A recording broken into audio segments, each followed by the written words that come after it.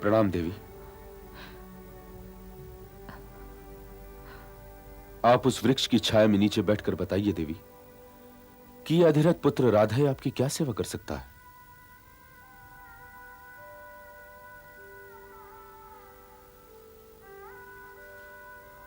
यहां बैठिए।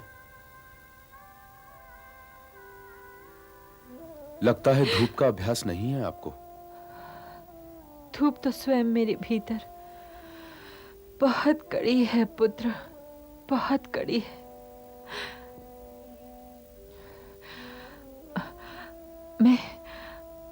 मैं तुमसे कुछ मांगने आई हूं। मैं जानता हूं देवी,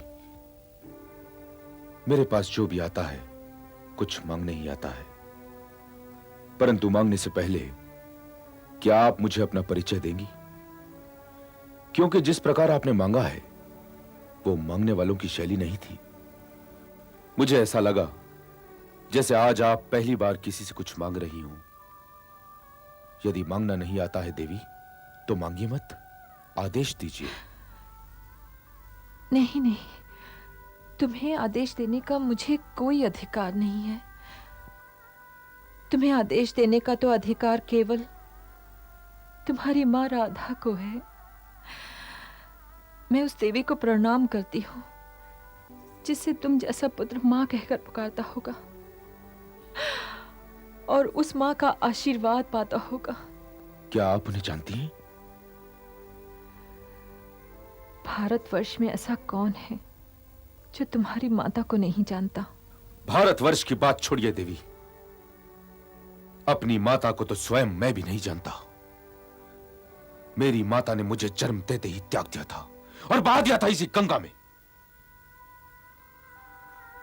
परंतु जिस देवी का आपने अभी अभी नाम लिया है वो मेरी माता नहीं है। वो मेरी माता से कुछ अधिक है। वो लोरियां जिन्हें गा गा कर मुझे मेरी माता ने सुलाना चाहिए था, मैंने उसी देवी से सुनी है। उसी देवी के मृदुल हाथों ने मुझे थपथपाया है। उसी देवी की सुगंधित गोद में मुझे नींद भी आई है। आज भी जब मेरी आत्मा के घाव दुखने लगते हैं तो वही देवी ममता का स्नेह लेप लगाती है। फिर भी मेरा जीवन एक शून्य सा लगता है।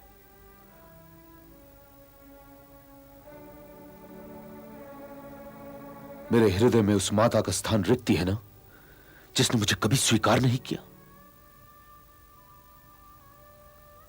कभी कभी जी चाहता है कि वो मुझे कहीं मिल जाएं और मैं उनके चरण स्पर्श के पश्चात उनसे यह पूछूं कि हे माता, मुझे मेरा दोष तो बताओ, मुझे यह तो बताओ कि मैं किस अपराध का दंड भुगत रहा हूं।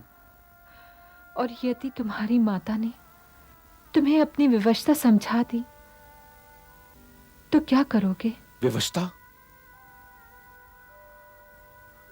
भगवान तो विवश हो भी सकते हैं देवी, किंतु माता कभी विवश नहीं हो सकती। माता भी विवश हो सकती है राधे, माता भी विवश हो सकती है। मैं जानती हूं तुम्हारी माता की विवशता। आप जानती हैं मेरी माता की विवशता? हाँ। आप कैसे जानती हैं?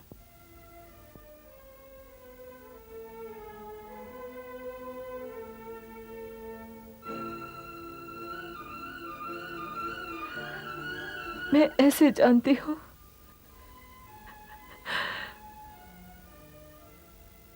मैं ऐसे जानती हूं कि क्योंकि मैं ही वो विवश मां हूं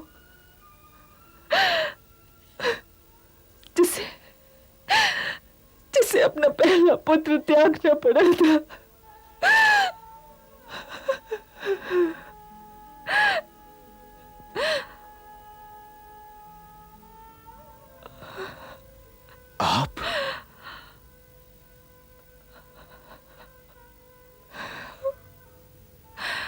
आप मेरी माता हैं? हाँ पुत्र, हाँ। तो मैं इंद्रप्रस्थ की राजमाता को सादर प्रणाम करता हूं। पुत्र। मुझे पुत्र न कहिए। मैं राधा का पुत्र राधा ही हूं, राधा ही। और आप राजमाता कुंती हैं, पांडवों जैसे महारथियों की माता। यह कैसे आश्चर्य की बात है कि राजमाता कुंती इस सूत पुत्र कर्ण के पास कुछ मांगने आई है। मांगिए महारानी कुंती, मांगिए। आपकी सेवा करना तो मेरे लिए सौभाग्य की बात है। पुत्र। किंतु पुत्र कहकर ना मांगिए। क्यों ना मांगू पुत्र कह के? कर्ण तो मेरा पुत्र है, तो मेरा पुत्र। मैं तो तब भी आपका पुत्र था ना, जब आपने मुझे त्याग दिया था। और आज भी आपको मेरे लिए आपकी ममता नहीं लाई होगी मेरे पास। आपका कोई उद्देश्य लाया होगा मेरे पास, आपको आपका कोई स्वार्थ लाया होगा मेरे पास। तू दानवीर कर्ण है, इतना कठोर कैसे हो सकता है? इतना कठोर कैसे हो सकता है पुत्र? यह कठोरता नहीं है माता, यह कठोरता नहीं है। यह तो मेरे हृदय की पीड़ा है, पीड़ा। मेरे भाग की सारी ममता तो आपने उन 3 पुत्रों और माद्री पुत्रों में बांट दी, और आप मुझे कठोर भी कह रहे हैं। इस सूर्य पुत्र कर्ण को संसार सूत पुत्र कहकर अपमानित करता रहा, और आप चुप बैठी रही। और आज आपको अपना त्यागा हुआ पुत्र कैसे याद आ गया? अपने इस त्यागे अभागे पुत्र से क्या चाहिए आपको? जो कुछ मांगना है माता, मांगिए, और शीघ्र ही राजभवन लौट जाइए, कि कहीं कोई आपको इस सूत पुत्र कर्ण के साथ देखकर पूछ न बैठे कि हे महारानी, आप इस सूत पुत्र के पास क्यों आई हैं? क्योंकि आप उस पूछने वाले से यह नहीं कह पाएंगी कि मैं किसी सूत पुत्र के पास नहीं आई हूं, मैं तो अपने पुत्र के पास आई हूं। आपकी जो विवशता उस दिन थी माताश्री, जिस दिन मैंने जन्म लिया था, वही विवशता आज भी है, आज भी।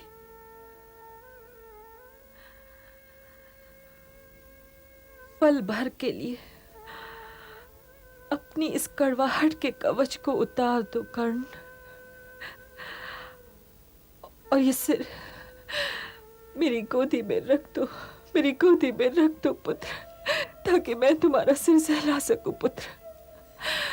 कर्ण मेरे पुत्र। ये राधे का सिर है राजमाता, ये सूत पुत्र राधे का सिर है। यह आपकी गोद की योग्य नहीं है। मैं आपकी गोद में अपना सिर रखकर उसे अशुद्ध नहीं करना चाहता। ऐसा ना कहो पुत्र, ऐसा ना कहो। मैं आपका पुत्र नहीं हूं। मैं अपने आप को आपका पुत्र कहकर उस देवी की ममता का अपमान नहीं कर सकता राजमाता कुंती, जिसने मुझे आप बनकर पाला। आप यहां मेरी मां बनकर नहीं आई हैं, आप अर्जुन की ढाल बनकर आई हैं। यदि आप मेरी मां बनकर आती तो यहां ना आती। महात्मा विदुर के निवास स्थान से आप अपने रथ पर बैठती और अपने सारथी से कहती कि हे सारथी, मुझे अपने ज्येष्ठ पुत्र कर्ण के घर ले चलो। वहां रथ से उतरकर आप द्वारपाल को आदेश देती कि जाओ और जाकर कर्ण से कहो कि उसकी माता उसका माथा चूम कर उसे आशीर्वाद देने आई। किंतु आपने ऐसा नहीं किया, क्योंकि आप मुझे कुछ देना ही नहीं चाहती। इसलिए आपने ऐसे समय और ऐसे स्थान का चुनाव किया जबकि आप जानती हैं कि मैं किसी मांगने वाले को रेते हाथ लौटा ही नहीं सकता। आप यहां मुझे अपने पुत्र होने का सम्मान देने नहीं आई, आप मुझसे अर्जुन का जीवन दान मांगने आई हैं। इसलिए ये ममता का मुखौटा उतारिए और जो मांगना है मांगिए। क्या आपने उस दिन रंगभूमि में मेरा कवच और मेरे कुंडल देखकर मुझे पहचान नहीं लिया था? और यदि पहचान लिया था तो जब भीम और अर्जुन मुझे सूत पुत्र कह रहे थे तो आपने उन्हें टोका क्यों नहीं? आपने उनसे यह क्यों नहीं कहा कि वे राधे के विषय में ऐसी असभ्य बातें न कहें, क्योंकि ये तो राधे है ही नहीं। कौरवों की भरी सभा में मेरे दोनों अनुजों से आपने यह क्यों नहीं कहा कि जिसे वे सूत पुत्र कह रहे हैं वह सूत पुत्र नहीं है, उन्हीं की भांति कौंतेय है? आपने उन्हें आदेश क्यों नहीं दिया कि वे मेरे चरण स्पर्श करके मुझसे आशीर्वाद लें कि मैं उनका ज्येष्ठ भ्राता हूं। ऐसा नहीं है माते। ऐसा कदाचित नहीं है कि मैं उस माता के लिए बिलखना हूं जिसने मुझे जन्म देकर त्याग दिया था। मैं आपके विषय में सोचता रहता कि आप कैसी होंगी। मेरी कल्पना कभी आपका कोई रूप बनाती और कभी कोई। मैं तरसता रहा हूं इन चरणों के स्पर्श के लिए। कभी कभी यह सोचकर मैं रो भी लिया करता था कि ऐसी ही कोई व्यवस्था रही होगी कि मेरी माता ने मुझे त्यागने के अतिरिक्त और कोई मार्ग ना पाया। नहीं तो कोई मां अपने बच्चे को त्याग सकती है भला? यही सोचकर मेरे हृदय की पीड़ा कम हो जाया करती थी। परंतु आज आपने ममता को राजनीति बनाकर मेरे हृदय के सारे घाव हरे कर दिए हैं। आप ममता लेकर नहीं आई हैं मेरे पास। आप कटोरे में ममता के चांद की छाया लेकर आई हैं मेरे पास। आज तो आपने अन्याय की हर सीमा पार कर दी माता, हर सीमा पार कर दी। माता माता माता, यह शब्द एक गुड़ की टली की भांति मेरे मुंह में पिघला जा रहा है। जानती हैं आप, जानती हैं कि मेरा सारा लड़कपन आपको माता कहने के लिए तरसता बीत गया। परंतु आपकी ममता तो अपने 5 पुत्रों में संतुष्ट रही ना। और आप आज अपनी गोद में मुझे अपना सिर रखने का अधिकार देने आई हैं, जबकि आप भली भांति जानती हैं कि आपका यह अभागा पुत्र इस सम्मान को स्वीकार नहीं कर सकता। जब मुझे आपकी आवश्यकता थी तब तो आप मुझे मिली नहीं। आपने मुझे अपमानों के कटीले वन में भटकने के लिए अकेला छोड़ दिया और मुझे लहू लहान होता देखती रही। तो आज जब आपको अपने पुत्रों के लिए इस त्यागे हुए पुत्र की आवश्यकता है तो वो आपको क्यों मिले? बताइए माता, वो आपको क्यों मिले? क्यों? बताइए माता, वो आपको क्यों मिले? क्यों? बताइए क्यों मिले?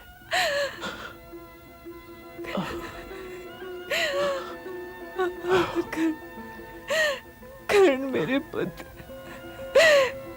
कर्ण।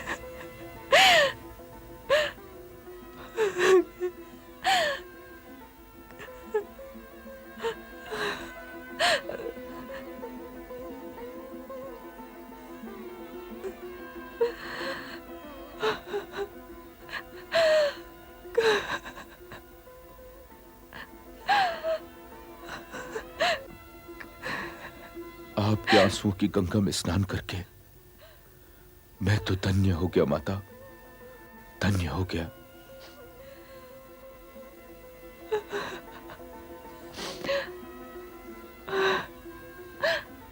अब बतलाइए कि इस राधे के लिए क्या आदेश है? नहीं कर्ण, तुम राधेय नहीं, तुम कौन्तेय हो पुत्र, कौन्तेय, मेरे ज्येष्ठ पुत्र।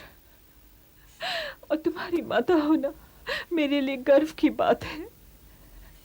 मैं संसार से कहूंगी कि मैं 5 नहीं, मैं 6 महारथियों की जननी हूं पुत्र। अब ये कहने से क्या होगा माते? कृपया मुझे राधे ही रहने दीजिए। ये राधे कुछ लोगों का ऋणी है माते, और राधे स्वयं अपने ऋण उतारेगा। इसलिए ये बताइए कि आप मुझसे क्या मांगने आई थी?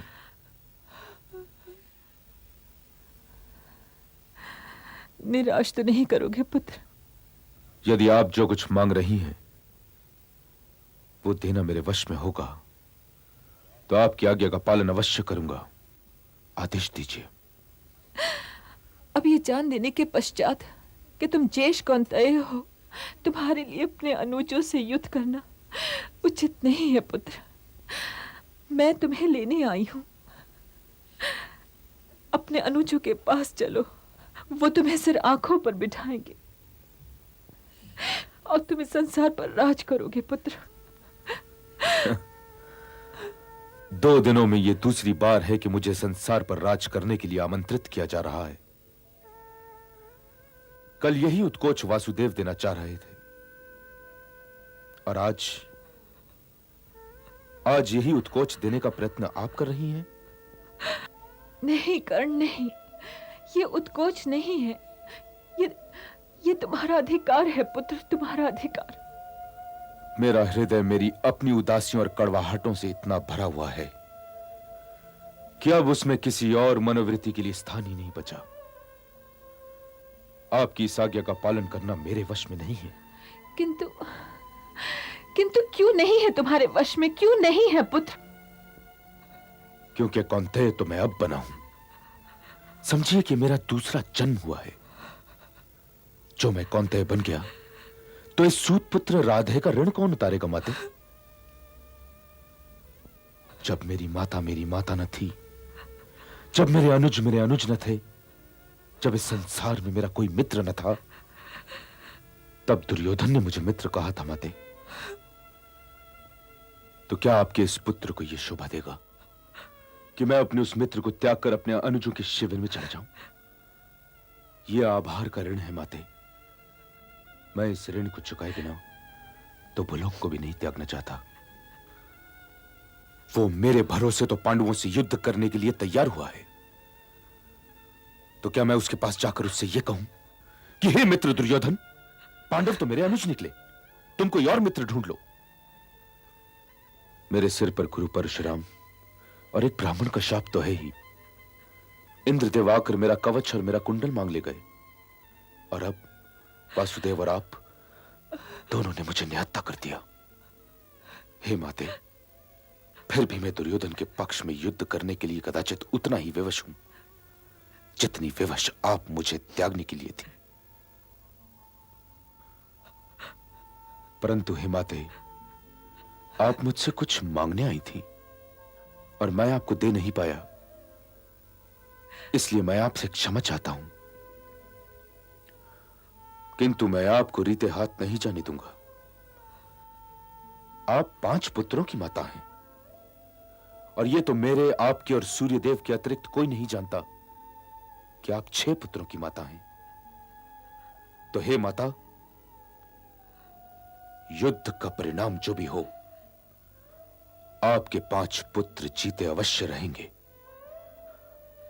यदि मैं वीर गति को प्राप्त हो गया तो अर्जुन बचेगा, और यदि वो वीर गति को प्राप्त हो गया तो मैं रहूंगा। आपके पुत्रों की गिनती नहीं बिगड़ेगी माते, नहीं बिगड़ेगी।